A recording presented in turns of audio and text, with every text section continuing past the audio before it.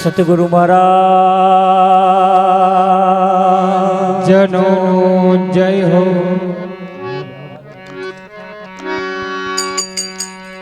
બાપુ શ્રી ગોવિંદરામ મહારાજ જનો જય હો. બાપુ શ્રી વકીલરામ મહારાજ જનો જય હો. પધારેલા હરે ગુરુ સંતનો જય હો.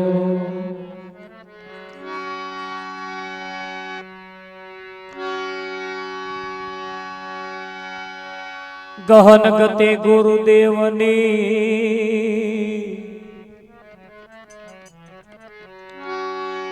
પલટાવે વિધિ કેરાલે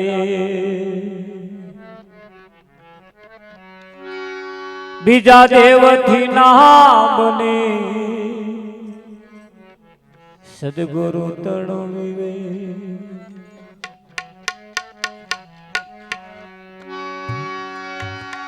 गुरुजी समा नहीं देवता गुरुजी समा नहीं को ये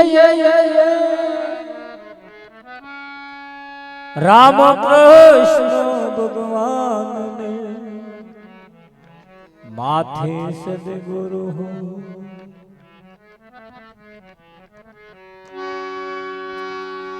एतन विष की वेलरी गुरु अमृत निखा हरि हरि शीश दिए सदगुरु मिले तो भी सस्ता जा सतगुरु महाराज जनो जय हो. આજનો પાવનકારી પુનિત પ્રસંગ રખેલ ગામની ધર્મધરા ઉપર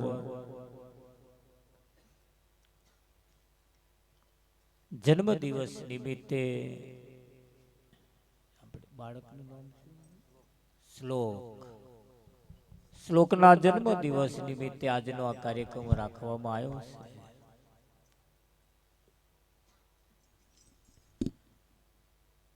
જન્મે છે તો બહુ લોકો જન્મે છે, બહુ જન્મે છે, બહુ જન્મે છે, પણ કોઈ કોઈના જન્મ દિવસ કઈક અલગ રીતે ઉજવાય છે. વિઠ્ઠલ કઈક કઈક ના જન્મ દિવસ કઈક જુદી રીતે ઉજવાય છે.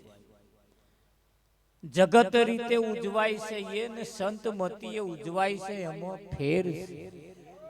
ગોવિંદભાઈ જગમતીએ જે ઉજવાય છે એ કેવી રીતે ઉજવાય? કોઈ બાતે કેક લાવે, કેક ચોફેરે મેણબત્તીઓ રોપે ને પછી હરગાવે. જેનો જન્મ દાડો હોય એ ફૂંક મારીને ઓલવી કાઢે અને પછી તાલ્યો પાડીને એને બધું એ રીતે ઉજવે. મહિમા એવો જ હોય છે ને. આપા એવું જ કરે ને, અમાકુરા એવું કરે. એક એ રીતે ઉજવાય છે. હતું અજવાળું અને કરે અંધારું. આ જગમતી એટલે આ મતી જગતની એ રીતે ઉજવાય છે. અને સંતોના રીતે પણ જન્મદિવસ ઉજવાય છે. અજવાળું રે અને અંધારું શું કરવા કરીએ? હવે અજવાળું થયું છે ફરી, અજવાળું થયું છે ફરી અને અંધારું શું કરવા કરવું? અજવાળું ના રાખીએ હે. અને આ સંતોની હાજરીમાં જેનો જન્મ દિવસ ઉજવાય, જન્મ દિવસ એટલે જે દિવસે જેનો જન્મ થયો છે. હવે ધ્યાન રાખજો, જન્મ બે પ્રકારે થાય. એક માના કુખે થાય અને એક સદગુરુના મુખે થાય. માના કુખે જે જન્મ્યા છે એ મરવાના અને સદગુરુના મુખે જે જન્મ્યા છે અમર થઈ જવાના. દયાણ બે પ્રકારે જન્મ આપે. જન્મ બે પ્રકારે થાય છે. પેણ જેમ નર્સ જન્મ કરાવે, દયણ જન્મ કરાવે, એમ અહીં સદગુરુ જન્મ કરાવે છે. હજુ કોઈનો બાકી હોય ને કરાવી લેવો હોય તો કહેજો.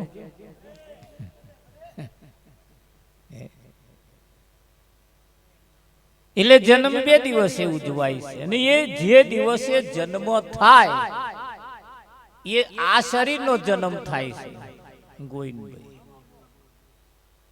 અને અહીં તમારો જન્મ થાય છે.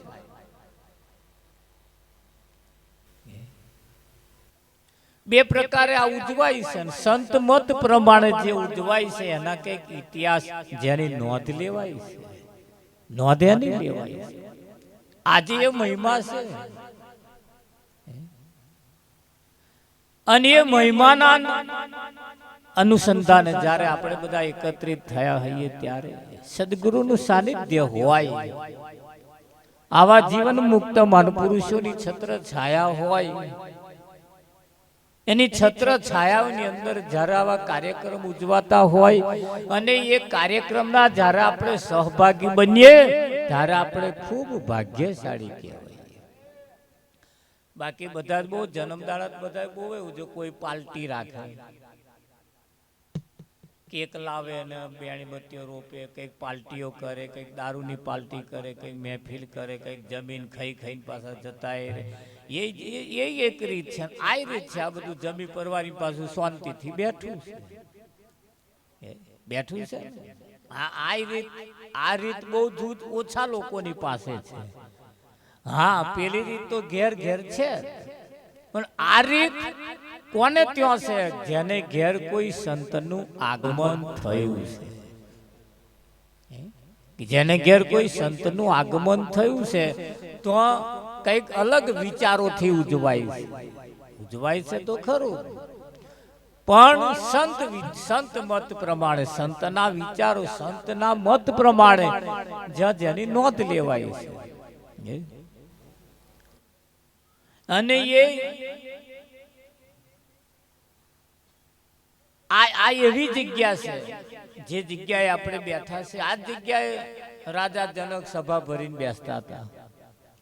આ જગ્યાએ નરસિંહ મહેતા, મીરાબાઈ, જલો, તુકો, ખોબો, જો આજ સભા હતી અમે, અને આજે અમે ના જ છે આ બધા. ખરું કે નહીં? હા, એટલે એક જન્મ આ શરીરનો ઉજવાય છે, જે દિવસે શરીર જન્મ્યું એનો ઉજવાય છે. પણ ગોવિંદભાઈ જે છે, ગોવિંદભાઈ એ કેટલા દાડે જન્મે એ વિચાર કરવા જેવો. એટલે આ કોરા કેવું કરે અમને ખબર નહીં, અને અમાર કોરા એવું કરે, બાળકનો જે દિવસે જન્મ થાય પછી 6 દિવસ પછી એની છઠ્ઠી ના દિવસે એની છઠ્ઠી મૂકે. આ બાજુ કરે એવું 6 દાડે કોરો કાગર લાવે, પાછું પેલું બાજરીનું જારનું રાડું બનાવે, એની પેન બનાવે, મહી સહી તો હોય નહીં.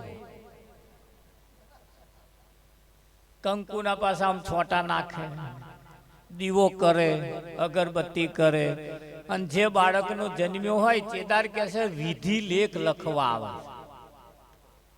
વિધિ લેખ લખવા આવે. આ બાજુ આવું માનો હશે કદાચ, આ બાજુ બેનોને ખબર વધારે હોય કે વિધિ લેખ લખે એટલે ચેદાર આ બધું કાગળ ને પેન એવું બધું લખે. 6 દિવસે આનું નામકરણ થાય. શું થાય? 6 દિવસે જન્મતાની હંગાત માર ગોવિંદ જન્મ્યો એવું કોઈ કહ્યું તું? માર ડાયો જન્મ્યો એવું કોઈ કહ્યું તું? જન્મે છે કેવા? અનામી, નામ વગરના જન્મે છે, અને છેલ્લે ન્યાકરે છે શું? નનામી, એટલે નામ વગરનો. જન્મે છે એ નામ વગરનો અને જાય છે એ નામ વગર. આ વચ્ચે માથાકૂટ છે. વચ્ચે જન્મ્યા એની માથાકૂટ નહીં, ઓફ થઈ ગયા એની માથાકૂટ નહીં, અને આ વચ્ચે છે ને એની માથાકૂટ ચાલે હતા. આ ભજન એનું છે, આ ભજન એનું છે. એટલે 6 દિવસે આપણે આનું નામકરણ થાય. એટલે તમારી વીઘુ જમીન હોય ને, એક વીઘુ જમીનમાં કોઈનું નામ દાખલ કરવું હોય એટલે પેલા 6 નંબરની પેલી હકપત્ર આવે, એની માં નામ દાખલ થાય. 6 નંબરમાં આપા 6 નંબરમાં દાખલ કરે ગોઈ વીઘા જમીનની નકલો કેટલી હોય? 6 નંબર, 7, 12, 8, નમૂના નંબર 9 પાછો. નમૂના નંબર 9 જોયું? નમૂના નંબર 9 એટલે પહેલા 6 નંબરમાં દાખલ થાય. એ છઠ્ઠી 6 દાડે, અને પછી એનું પાકી એન્ટ્રી પડે એટલે 7, 12 માં આવે ને. એ સંતો એની ગણતરી કરેલી. પછી પાછું 8 અની નકલ. કઈ 8 અની નકલ? એટલે આ શરીર 8 ભાગનું બનેલું છે.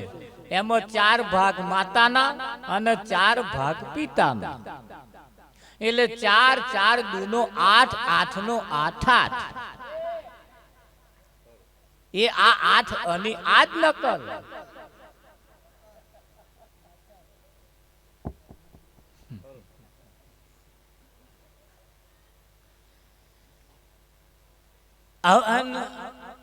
આ નમૂનો જ છે ને.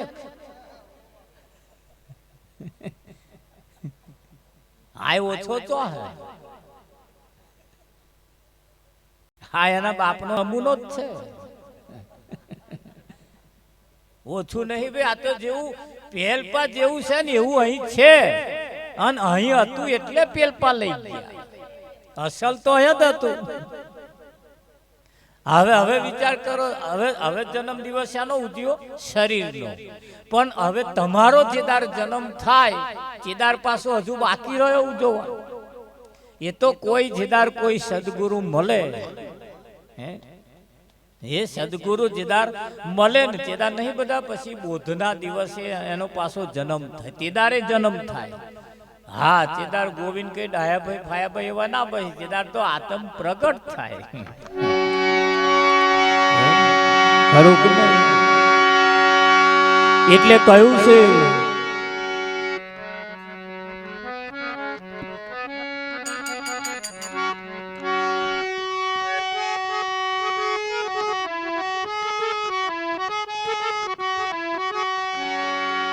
હર ધન્ય ગળી ધન દાહાડો જન સદગુરુજી મળ્યા હારે શિવ તેજ તણારે.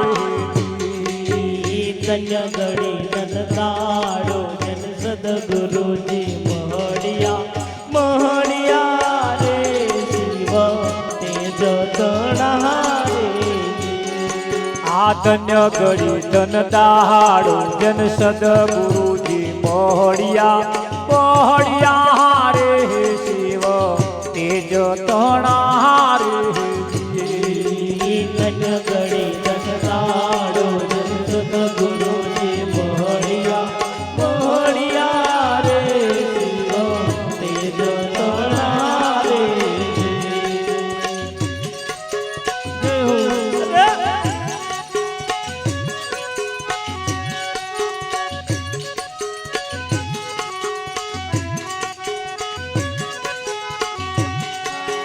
આજ મારે દિવાળી નો દહાડો, ભાઈ દિવાળી નો દહાડો. દયા રે શરણ ગુરુ ગંગ મારે. આજ મારે દિવાળીનો દાડો, ભાઈ દિવાળીનો દાડો. નયન ચરણ ગુરુ ગંગ મારે.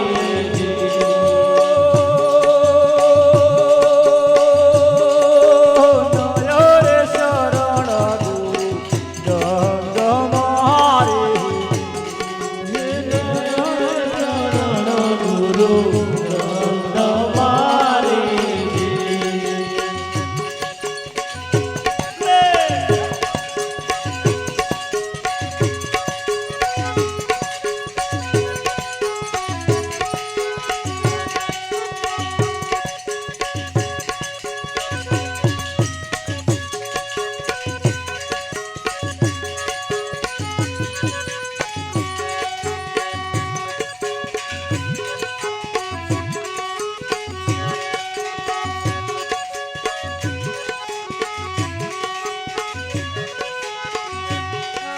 આ સદગુરુએ અંજન દીધો દીપય કાજલ નાખ્યો કહાર સચરાચર વ્યાપ્યા હરિવાર જુજવારી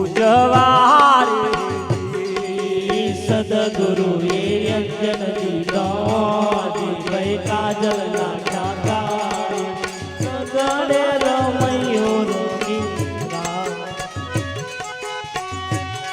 આ સદગુરુએ અંજન દીધો દીપય કાજલ નાખ્યો કહાર આ સચરાચર વ્યાપ્યા હરિવાર જુજવારી સદગુરુએ અંજન દીધો દીપય કાજલ નાખ્યા સચરાચર વ્યાપ્યા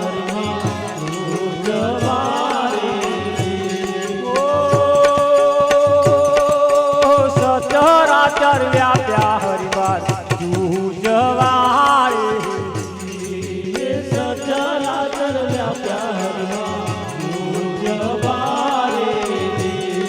આ જ્યાં જોઉં તો રામ નામ ભય નામ વિના નહીં ઠાલું ધામ સગડે રમૈયો રમે રાજ કરે રે જ્યાં જોઉં ત્યાં રામ નામ ભય નામ વિના નહીં ઠાલોટા સગડે રમૈયો રમે રામ કરે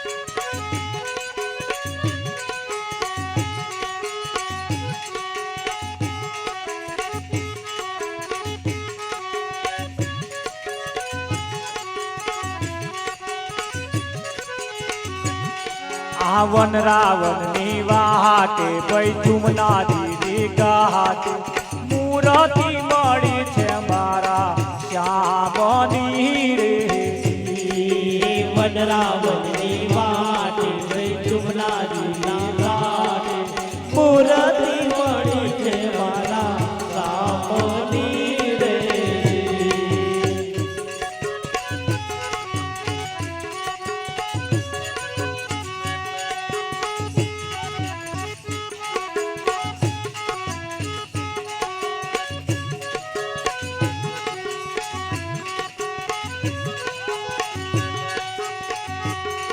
આય અનુભવીનો કુકડો બોલ્યો અજ્ઞાની દરવાજા ખોલ જ્ઞાનની ઉગાડી હરિયે હાટડી રે અનુભવીનો ટુકડો બોલો અજ્ઞાની દરવાજા જ્ઞાનની ઉગાડી હરિયે હાથડી રે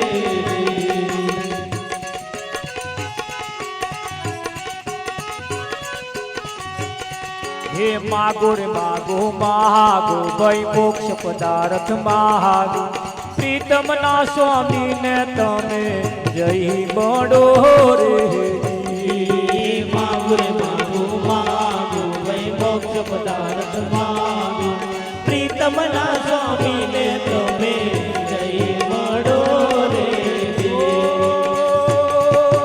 પ્રીતમ ના સ્વામી ને તમે જય બડો રે પ્રીતમ ના સ્વામી ને તમે જય મળો રે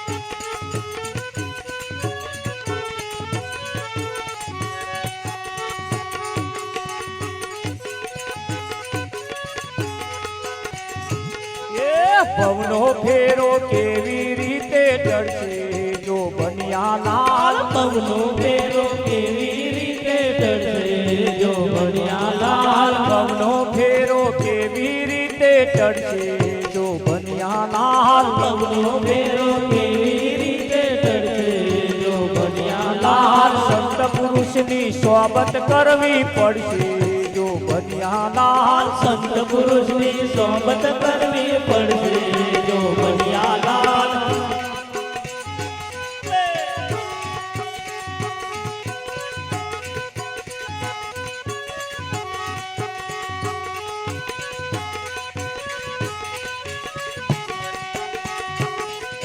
સન્મન અર્થી આધીન થાવું પડશે જો બન્યા લાલ તન મને અર્પી આદિત થાવું પડશે જો બન્યા લાલ ભવનો ફેરો એવી રીતે ટળશે જો બન્યા લાલ પવનો ફેરો એવી રીતે ટળશે જો બન્યા લાલ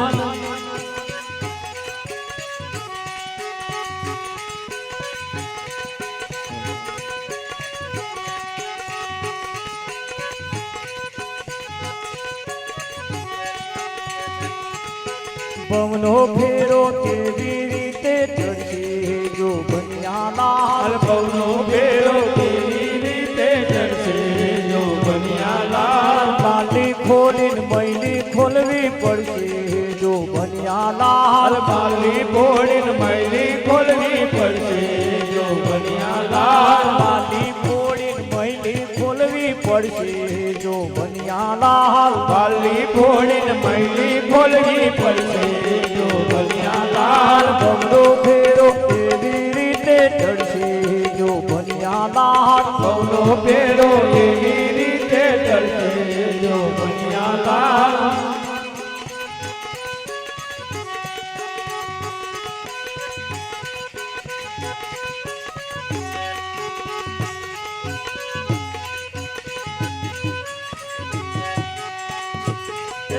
કંકુ કાજલ સરખા જોવા પડશે જો બન્યા લાલ કંકુ કાજલ સરખા જોવા પડશે જો બન્યા લાલ કંકુ કાજલ સરખા જોવા પડશે જો બન્યા લાલ કંકુ કાજલ સરખા જોવા પડશે જો બન્યા લાલ ભવનો ફેરો એવી રીતે ટળશે જો બન્યા લાલ હે પવનો ફેરો એવી રીતે ટળશે જો બન્યા લાલ પારકા ઘરમાં અજોડ્યા શું કરશે જો બન્યા લાલ હે પારકા ઘરમાં યજ્ઞયા શું કરશે જો બન્યા લાલ ફોફો મારી અવસર એડે ખોશે જો બન્યા લાલ ફોફા મારી અવસર ગેળે ખોશે જો બન્યા લાલ